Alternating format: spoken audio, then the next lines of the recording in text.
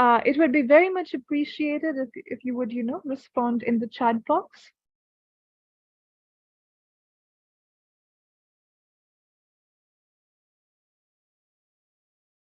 Please respond in the chat. Am I audible to you?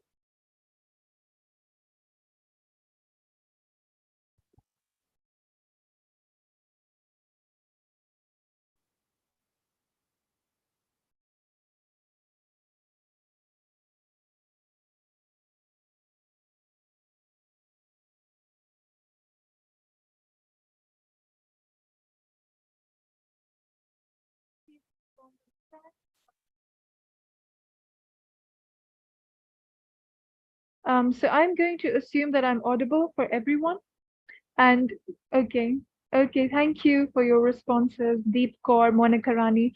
All right, before we begin the class, let me just lay down certain ground rules for you. I think the number one most important thing you can do is answer questions or just respond in the chat.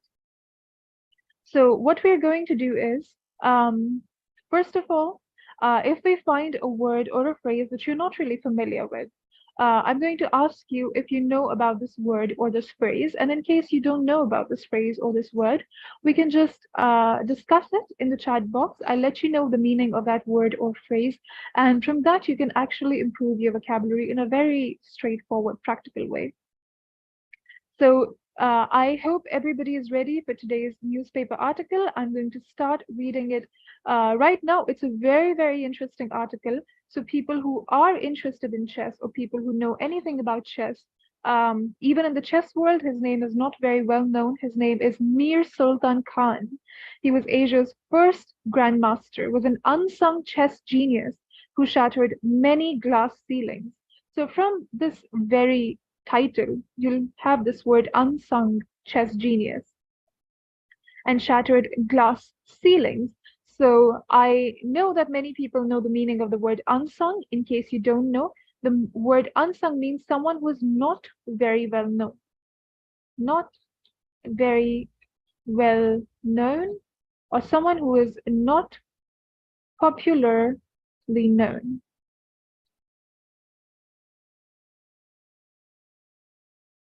So this chess genius, who was Asia's very first chess grandmaster.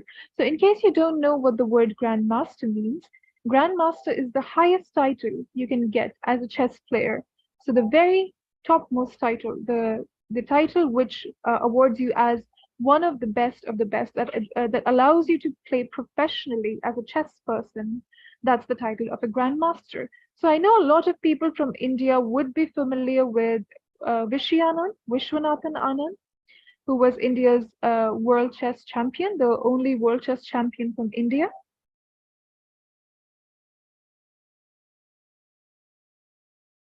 Who knows about Vishwanathan Anand? Please let me know. Or if you're familiar with the word chess or grandmaster, please let me know in the chat.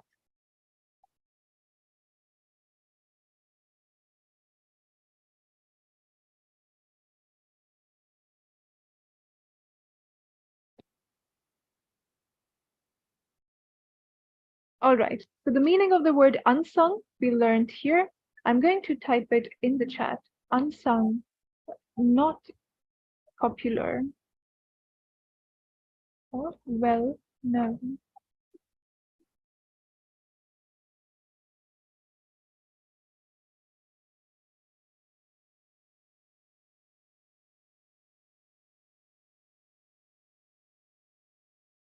Yes. So here the word unsung means someone who was not very well known. So Mir Sultan Khan was not very well known and who shattered many glass ceilings. Glass ceilings here refers to the limit of what was expected. So in those times when Mir Sultan Khan was popular, uh, or who was known in the chess world, there were certain barriers for people of color. So it was not very acceptable for a person who was not a white person to become a chess grandmaster. So glass ceilings here means limit. So the meaning of this phrase glass ceiling is limit. So it just means that Asia's first grandmaster was an unsung chess genius, was not a very well-known chess genius, and he went on to shatter or he went on to surpass the limits which were placed upon people like him during that time. So let's start reading. So here you can see his picture here, the first grandmaster from Asia. This will also improve your general knowledge. So if you're ever asked who was the very first grandmaster from the continent of Asia, your answer should be Mir Sultan Khan. So you can see his image here. At a time where chess was a rich man's sport, Mir Sultan Khan established himself among the greatest natural players of modern time.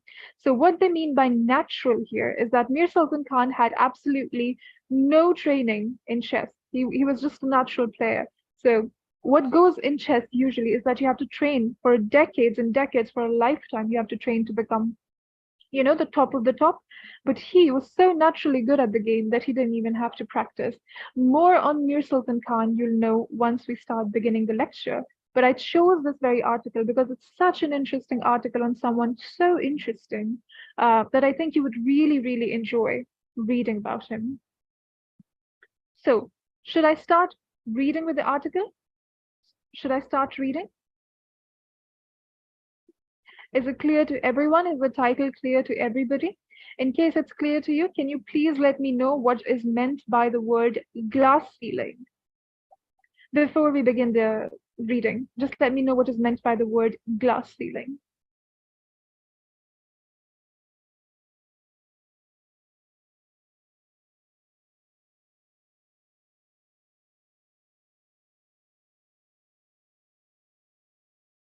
I would really appreciate some answers.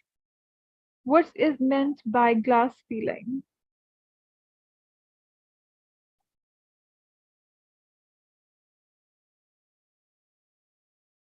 Limit. Yes, Deep Core, you're right. I will give a shout out to Deep Core. So I'll just write, as soon as somebody gives me an answer, right or wrong, I'll just give them a shout out. Well done, Deep Core. Great. So I'm going to begin the lecture, or just begin with the article now. In the foreword to Grandmaster Daniel King's book, Sultan Khan, the Indian Servant who became chess champion of the British Empire, Indian chess legend Vishwanathan Anand wrote, "Even if the world that Sultan Khan inhabited seems distant, he should be remembered as the first Asian to break through into the upper echelons of the international chess scene." Above images of chess genius Mir Sultan Khan are courtesy of chesshistory.com. So let's just read this very first one. Let's dissect what this very first paragraph says. In the foreword, so foreword of a book, so an so a foreword is something that is written before the starting of an actual book. So a foreword is usually not written by the author of the book himself, it is written by somebody else who also has insight into whatever subject matter is going to be talked about. So the book is by this chess grandmaster named Daniel King. Daniel King is a British chess master and a grandmaster, actually. And he wrote a book called Sultan Khan, the Indian Servant who became chess champion of the British Empire. So this is a very old book. It's when the British Empire existed. And when did the British Empire exist? From the 1700s to the 1947. At least in India, the British Empire existed till 1947. So this is before the times of 1947. This is usually in 1800s, I think. As we read the article forward, we'll know. So a foreword is the introduction, or just, fore means before, word means just the book that's upcoming. So the foreword is an introduction written by somebody else who's not the author of the book. So the foreword is by chess legend, Indian chess legend, the only ever chess world champion from India, Vishwanathan Anand. And what did he have to say about Sultan Khan? He said, even if the worlds that Sultan Khan inhabited seems distant, the meaning of the word distant is far away. Please note down all of these important words that I'm telling you about. You can incorporate them into your daily speech, into your daily language, improve your vocabulary that way. right? So, distant. So the word distant means far away. So what Vishy Anand means to say is that even if the world that was lived in by Sultan Khan seems like a world from very long ago, seems like it was really, really long ago, he should be remembered. So there is a need to remember such a great guy. And why is that? Because he was the very first Asian to break into the upper echelons. So upper echelons means just the really top of the top, the cream of the crop.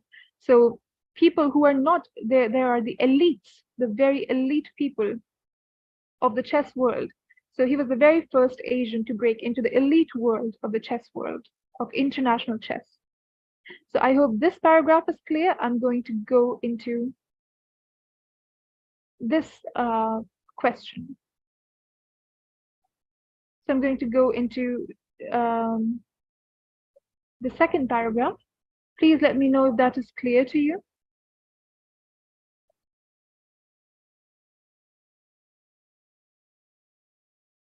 Something social. Okay, something social has joined us again.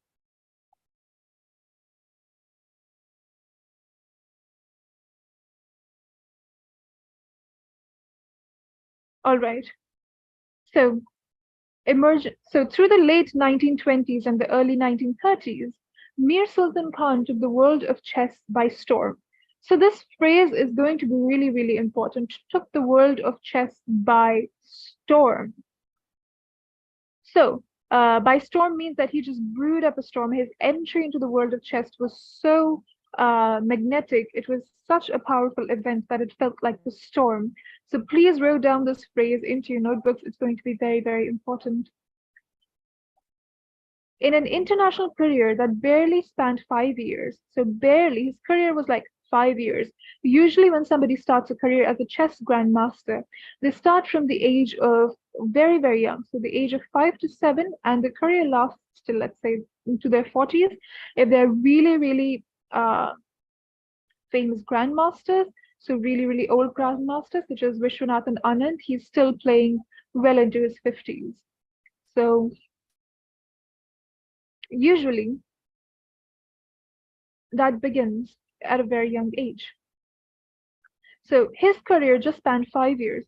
Sultan won the prestigious British Chess Championship in 1929, 1932, and 1933, defeated a series of white masters of the game, including Akiba Rubinstein. Rubinstein was one of the greatest chess players of his time. Rubinstein was also world chess champion at one time. Salo Flor, Jose Raul Capablanca. Jose Raul Capablanca was the chess champion, the world chess champion in 1929 when Mir Sultan Khan defeated him at his own game. So he had learned chess all by himself. Nobody taught him. He learned chess all by himself, and then he was able to defeat all these world champions. And Savely Tatkauer, so this is a Russian chess master, Russian grandmaster. So all of these very, very strong chess players. But who emerged on top? Mir Sultan Khan. He was the British chess champion in 29, 32, and 33. Called a genius, the greatest natural player of modern times and Asia's first grandmaster on different occasions, Sultan Khan's remarkable story has been largely forgotten. So his story has not a very his story is not very popular among students. His story is not very popular among people who even know about chess. So it is a pity that we don't really know about this person from India who was such a great chess player, called the greatest natural player of modern times. Let's learn more about him. The emergence of a prodigy. So emergence means to emerge, to come out of. So emergence just here means how he came onto the scene of chess, how he emerged onto the scene of chess. And prodigy just means a child who's really good at something, or someone who doesn't have to practice a lot, but they're just really, really good at something. So they're naturally good at something. So, you must have seen kids who are like really, really good at chess, really good at mathematics at a very, very young age. Those children are called prodigies. So emergence and prodigies, please note down these important words. Born in 1903 in the village of Mita Tewana, Kushab district, which is present-day Pakistan, Sultan came from a family of peers, Sufi spiritual guides, and landlords belonging to the Awan tribe, which traced their lineage all the way back to the Mughal era. A young sultan learned how to play chess from his father, Mian Nizamuddin. As a child, he would play regularly with his brothers. So here it says that he used to play chess from a really young age. But the thing is that he did not play chess how we know chess. He played Indian chess, the rules of which were very, very different from the Western chess he would go on to play once he would arrive in England. So this is just about his biography, talking about his childhood, where he was born, people he was around. By his late teens, however, Sultan began competing against landlords and other chess enthusiasts in nearby city of Sargodha.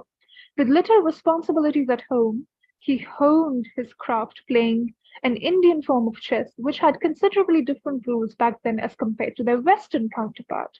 Now you see, he used to play with landlords, so people who owned land and other people who were interested in chess. So chess enthusiasts, people who were enthusiastic or just very interested in chess. He began playing with those people, and although he didn't have a lot of responsibilities at home, he honed his craft. So now we see another word that is honed, Honed. So the word honed just means to polish yourself. I hope everybody will remember this. Also, please note this down in your list of vocabulary that you've learned this evening. Honed. So the word is honed.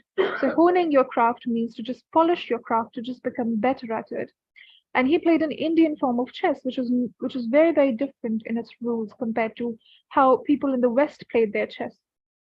By 21, he was considered the best in the Punjab province of undivided India. His stellar talent caught the attention of a wealthy landlord. So he was very talented. He was the best player in the province of Punjab, and his stellar talent. So what is meant by stellar? Just a second.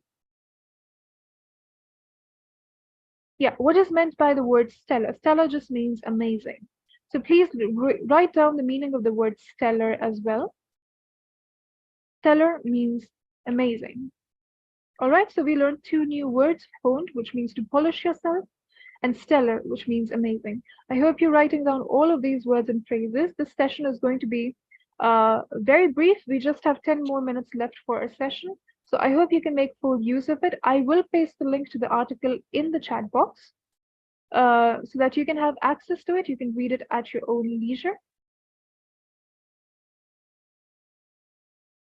I hope everybody is understanding what I am talking about.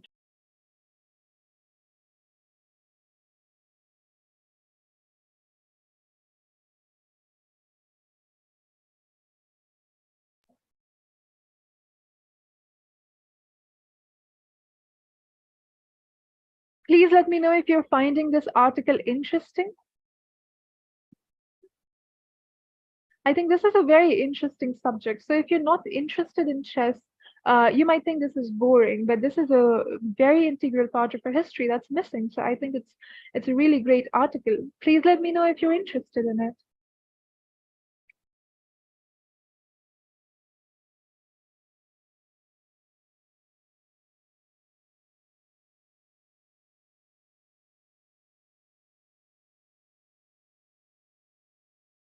Yes, that's great. That's great. I'm so excited to see that everybody's interested in it. Such a wonderful article. Things like these you don't, get to hear about very often. Okay, now that I've seen that everybody is interested, let's just talk about the rest of his biography. So by 21, he was the best player in the Punjab province of undivided India. His stellar talent caught the attention of a wealthy landlord, Sir Umar Tiwana, a known loyalist of the empire who derived his fortune from British patronage. So, this person, Sir Umar Tiwana, he was a loyalist. A loyalist is a person who is loyal to a particular party or to a particular faction. So this person was loyal to the British, and he derived his fortune. What was the source of his fortune? The source of his fortune was just being loyal to the British and British patronage. So the blessings of the British or just the patronage, where the British were patronizing him, or he was in service of the British. That's why he was patronized by the British, and hence that's where he got his money from.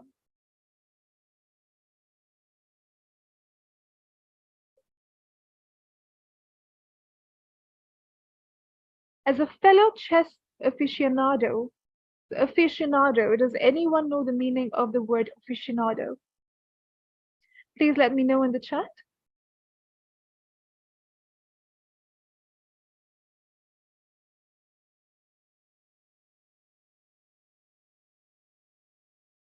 A fellow chess aficionado, Sir Umar, was dazzled by this young man's ability. Fancying himself as a patron of the arts and sports, he made an offer to the talented Sultan. So, does anyone know the meaning of the word aficionado? Definitely a fascinating article. Something social? Yes, it is. Okay, knowledge. Yeah, knowledge too. So, every time we do newspaper readings, we always try to do things which are, something which can increase your knowledge, something which can be very interesting, and something which can, also make you learn these new wonderful words. So, can anyone tell me what's the meaning of the word aficionado? I'll just type it in the chat.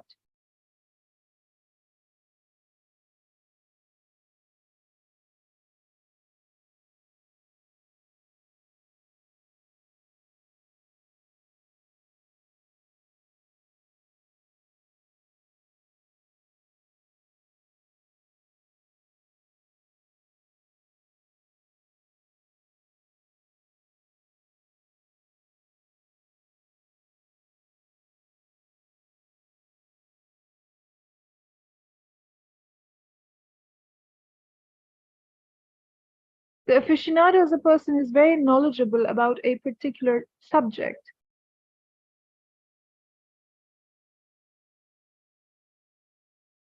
All right, so Sir Umar was also an aficionado, somebody who was enthusiastic about chess, and he thought that he's a patron.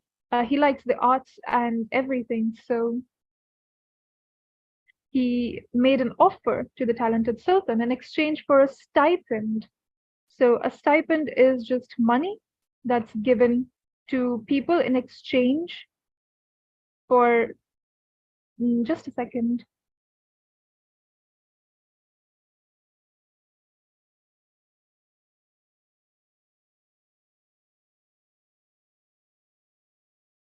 Yes. So, and a stipend is just a sum of money that is given to a person who is studying under you. So, in exchange for a stipend, board and lodging, board means just traveling, and lodging means some place you can stay. Sultan was requested to set up a chess team at Sir Umar's estate in the neighboring village of Kalra. Training at Sir Umar's estate, Sultan went on to compete in the 1928 All India Chess Championship, which he won with a stellar performance by only dropping a half a point across 9 games. So 9 games, he was only dropping half a point. He only dropped half a point. It means that he drew 1 game. In the following year, Sir Umar took Sultan to London, where the latter was inducted as a member of the Imperial Chess Club. So he was inducted means he was introduced and he was formally taken in to the Imperial Chess Club. It was here where he learned to play the Western form of chess, which had considerably different rules from the Indian form of the game.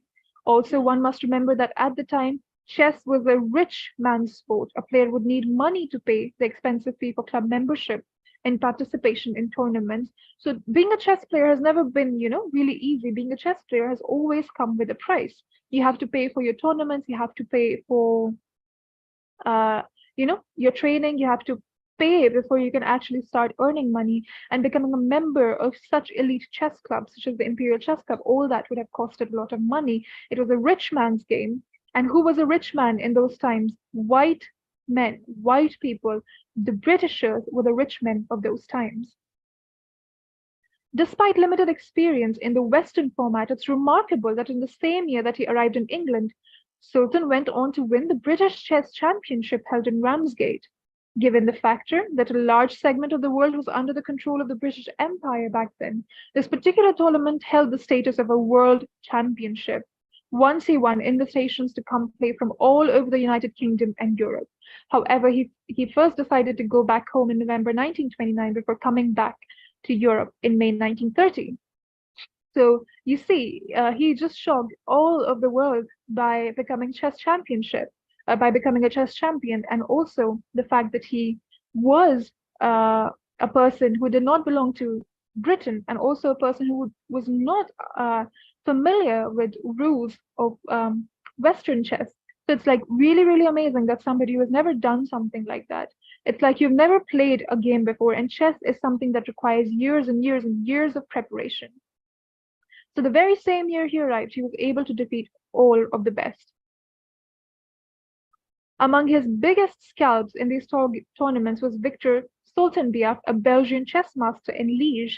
On 30th December 1930, however, Sultan scripted his most famous victory at the 11th Hastings Christmas Chess Festival in England against defending champion Jose Raul Capablanca, a Cuban genius who was the world chess champion between 1921 and 1927 and considered one of the greatest chess players of all time. Sultan outfoxed him in a game, considering the certain chess aficionados as a masterpiece in chess strategy and tactics. So the word you need to pay attention to here is outfoxed. Foxes are really clever. To outfox someone means to beat someone at cleverness. So Sultan emerged as a person who was more clever than the world chess champion Jose Raul Capablanca, and who was considered the greatest chess player of all time, just one of the greatest. In that time, nobody could actually beat Jose Raul Capablanca. He was undefeated while he was chess champion. So all of that makes the victory of somebody like Mir Sultan Khan so interesting. So I hope you were able to see how this is something that's so wonderful and is not really known by a lot of people. But I think you can read the rest of the article on your own time. Let me know if you understood what happened. I hope you enjoyed the class, and I hope you will be joining for the next class.